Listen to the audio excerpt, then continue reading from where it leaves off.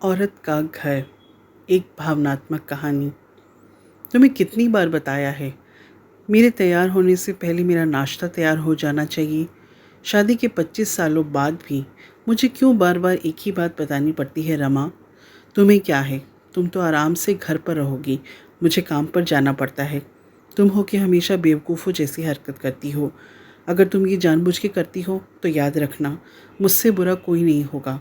आज भी अनिरुद्ध का पारा चढ़ा हुआ था। इन कटु शब्दों में अपना गुस्सा उतारते हुए गीला तौलिया कुर्सी पर फेंकते हुए अनिरुद्ध गुस्से से रमा की ओर देखने लगा।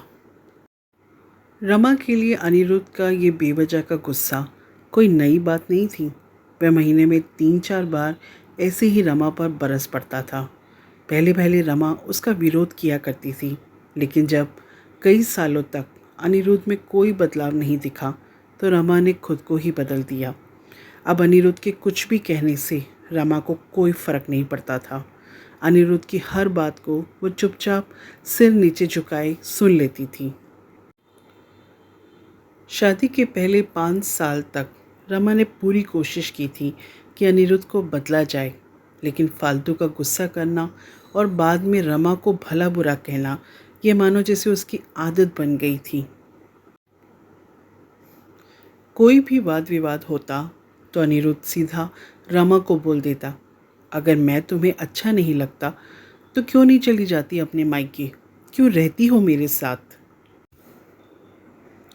इतना सब कुछ होने के बावजूद रमा अनिरुद्ध के साथ रहती थी, क्योंकि उसे अपनी बेटी की फिक्र थी। और वो जाती भी तो कहाँ, अपने बूढ़े हो चुके माँ बाप को इस उम्र में परेशान करना वह नहीं चाहती थी। समाज और लोग क्या कहेंगे, यह भी तो उसे देखना था।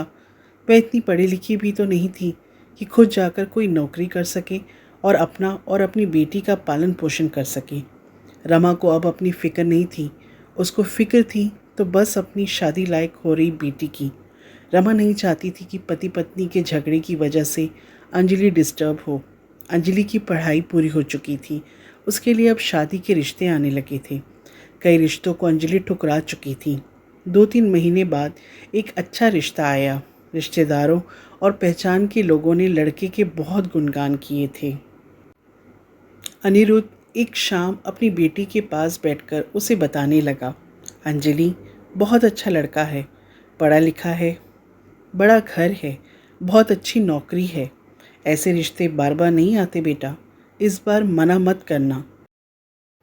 अंजलि अपने पिता से ज़्यादा बात नहीं करती थी, शायद डरती थी या शायद नफ़रत करती थी, लेकिन आज वो अपनी पूरी हिम्मत इकट्ठा कर बोली, मुझे अभी शादी नहीं करनी पापा। मैं नौकरी करना चाहती हूँ, खुद अपने पैरों पर खड़ी होना चाहती हूँ। हाँ तो उसमें क्या बड़ी बात है, मैंने लड़के से बात की है, मैं तुम्हें किसी बात के लिए नहीं रोकेगा। तुम शादी के बाद भी नौकरी कर सकती हो, मैं तुम्हें नौकरी के लिए परमिशन दे देगा। अनिरुद्ध बोला, मेरा नौकरी करना या ना करना उसकी परमिशन पर क्यों डिपेंडेंट रहेगा पापा? अंजलि ने पूछा। मैं कह रहा हूँ ना, तुम्हें किसी भी चीज़ की कमी नहीं होगी वहाँ। ऐसे रिश्ते बार बार नहीं आते, इसे ठुकरा मत, बहुत खुश रहोगी तुम वहाँ। अनिरुद्ध बोला, पापा क्या मैं उतनी ही खुश रहूँगी जितनी मम्मी इस घर में खुश है? अंजलि ने तंज कसते हुए कहा। आज तुम्हारी ज़ुबान कुछ ज़्यादा नहीं चल रही? अनिरुद्ध गुस्से से आंखें बड़ी करते हुए बोला, पापा मुझे शादी ही नहीं करनी है, क्योंकि शादी के बाद अगर वो लड़का आपके जैसा निकला तो मैं क्या करूँगी? मुझे आपके जैसा जीवन साथी नहीं चाहिए जो बिना बात की मुझ पर हमेशा चिल्लाए। मुझे कुछ भी अपनी पसंद का लेना हो तो 10 बार सोचना पड़े, कहीं वह नाराज़ ना हो जाए। मेरी तबीयत कैसी भी हो उसे परवाह ना हो। रोटी थोड़ी भी मोटी बन जाए तो घर सर पर उठा ले, उसकी चेकबुक ना मिले तो भी मेरा ही दोष निकाले और हर छोटी मोटी बात पर मुझे मायके जाने के लिए कहे। अंजलि ने अपना दिल खाली करते हुए पापा से सब कह दिया। अनिरुद्ध का गुस्सा 7वें आसमान पर था, लेकिन उसके मुंह से एक भी शब्द नहीं फूट रहा था। वो अंजलि की बातें सुन रहा था। अंजलि उतना ही बोलकर चुप नहीं हुई। आज पहली बार वो अपने पापा के सामने इतना कुछ बोल रही थी। पापा, आपने माँ के साथ हमेशा गलत व्यवहार किया। आप अपने ऑफिस का गुस्सा बिना सोचे समझे माँ पर उतार देती हैं। कभी इस बात की परवाह भी नहीं करती कि उन्हें कैसा लगता होगा। आपकी बातें सुन सुन माँ ने अपना स्वाभिमान तक खो दिया। अनिरुद्ध आज पहली बार अपने किए बर्तावों को महसूस कर पा रहा था। वो इतना ही बोल पाया, जो तुम्हारे मन में है वो करो, मैं तो इतना बुरा हूँ ना।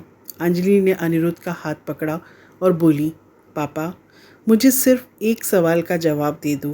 क्या आप चाहोगे कि मेरा पति आपके जैसा हो? अगर आपका जवाब हाँ है तो कर दीजिए मेरा रिश्ता आज ही, और ना है तो मुझे आत्मनिर्भर बनने दीजिए। अनिरुद्ध कुछ भी ना बोल पाया और वहाँ से चुपचाप बाहर चला गया। आज उसे रमा के सामने जाने में शर्म आ रही थी। चलते चलते उसकी आंखों से आंसू बह रहे थे। अनिरुद्ध ने आज से अपने आप को बदलने का निश्चय किया। अगले दिन से रमा ने अपने पति में काफ़ी बदलाव देखा। वह सोचने लगी कि जो हिम्मत अंजलि ने दिखाई है, वह हिम्मत अगर वो पहले ही दिखा देती तो शायद आज परिस्थिति कुछ और होती। अब अंजलि पढ़ लिख कर अच्छी नौकरी करने लगी थी और 3 साल बाद उसके लिए एक अच्छा रिश्ता आया।